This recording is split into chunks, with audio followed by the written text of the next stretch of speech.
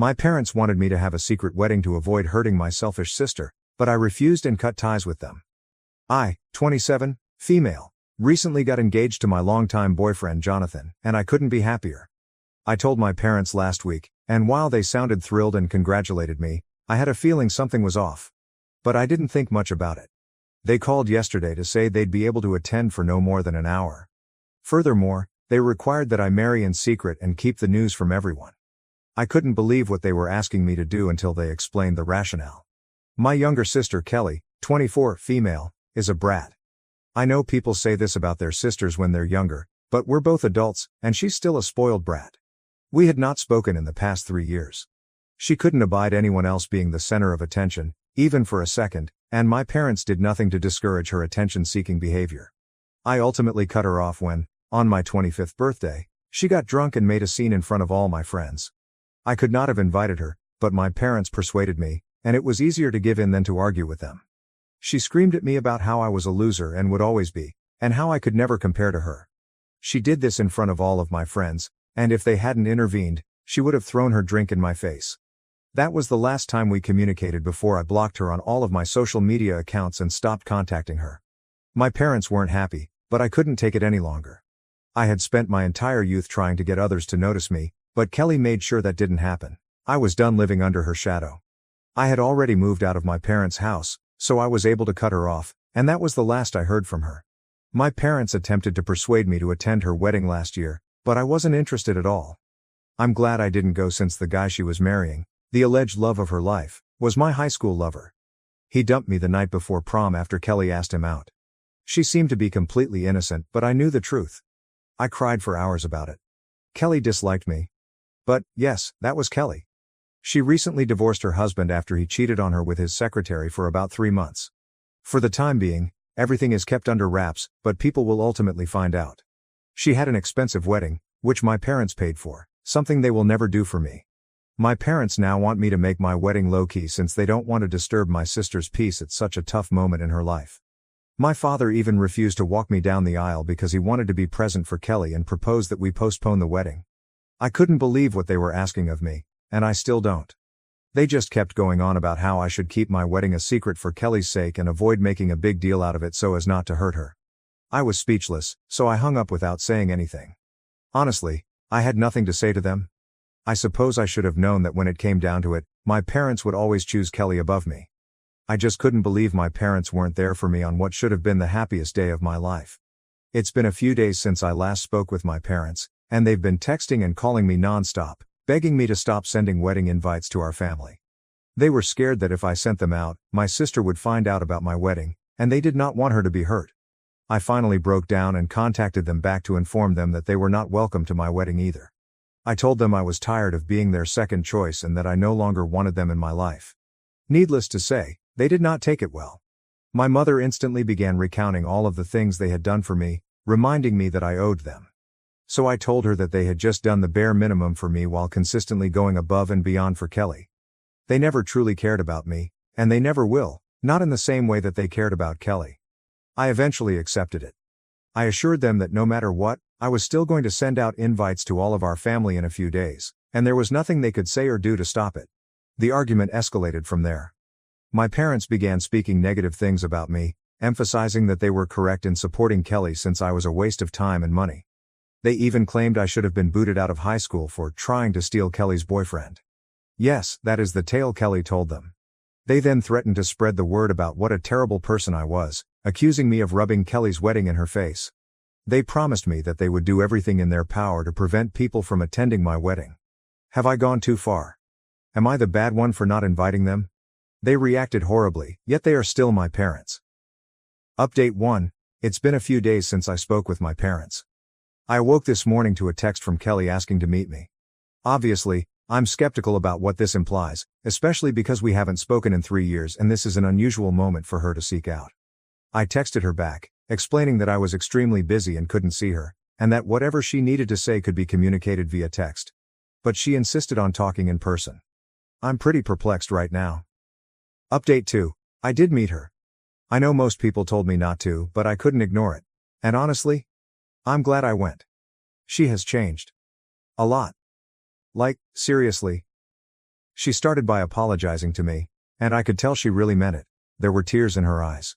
She claimed she sincerely apologized for what she had done to me and hoped she could take it all back. It was surreal.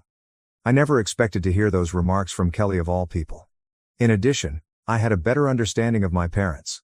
Apparently, they were the ones who instilled in Kelly the belief that she needed to outperform me in every aspect if she wanted to be their favorite.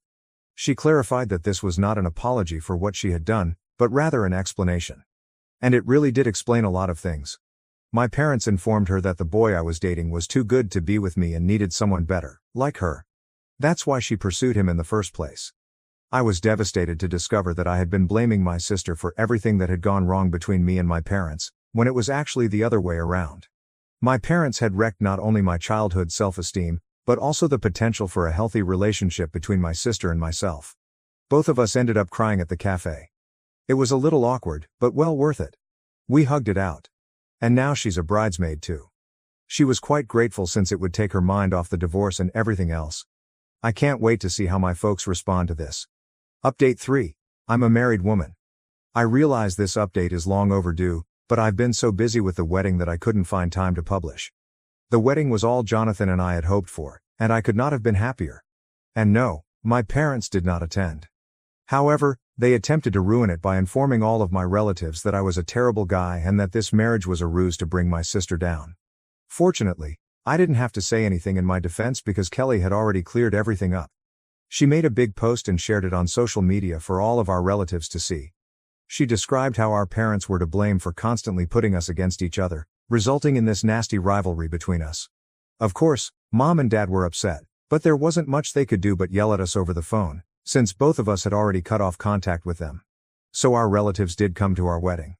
In fact, many of them assured us we had made the proper decision by removing our parents from our life. Most of them had done the same, because what my parents did was genuinely wrong.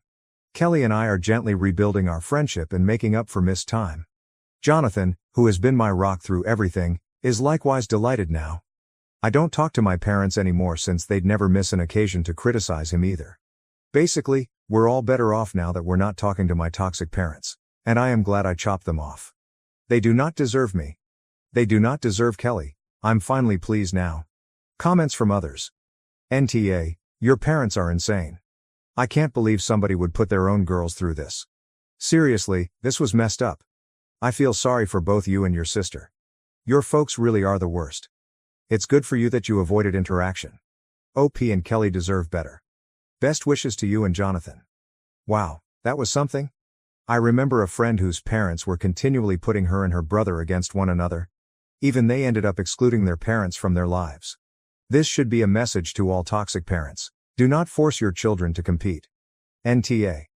I hope you and Kelly are happy right now, OP. You should explore treatment to undo who knows how many years of damage. Good luck to you and Jonathan. Sending you tons of love. Now to the next story, story 2. I love cooking, but my wife always criticizes my food and eats frozen meals.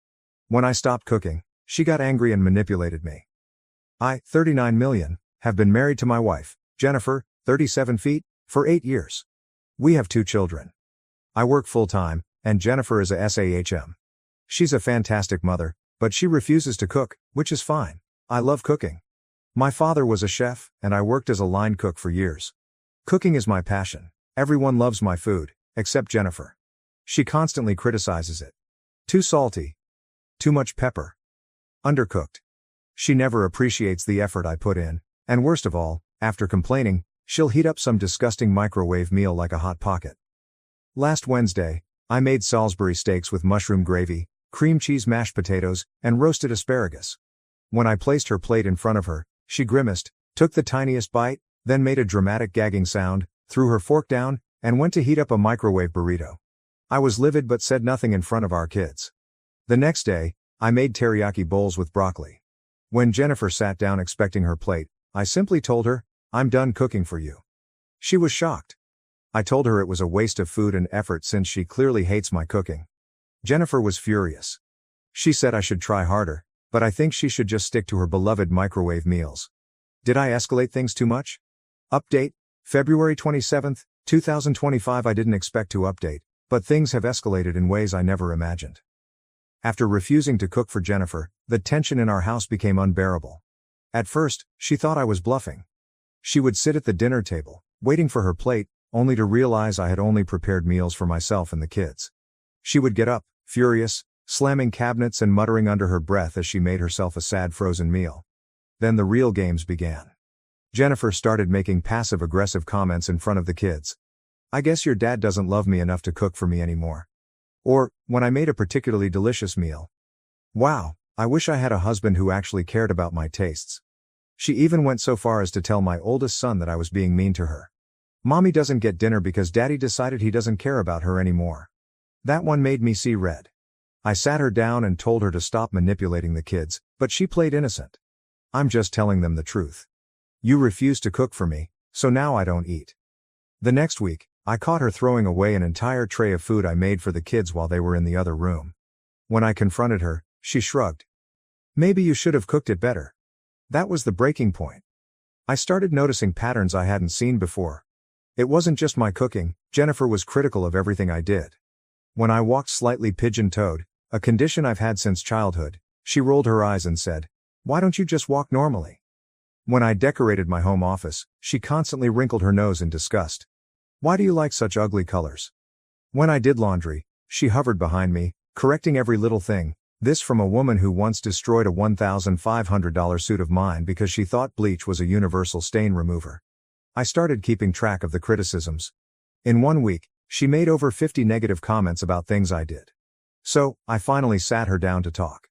I told her I was exhausted by her constant negativity, that I couldn't keep living like this, and that she needed to show me basic respect. She laughed, not an uncomfortable chuckle, a full mocking laugh. "Oh please, you're so dramatic."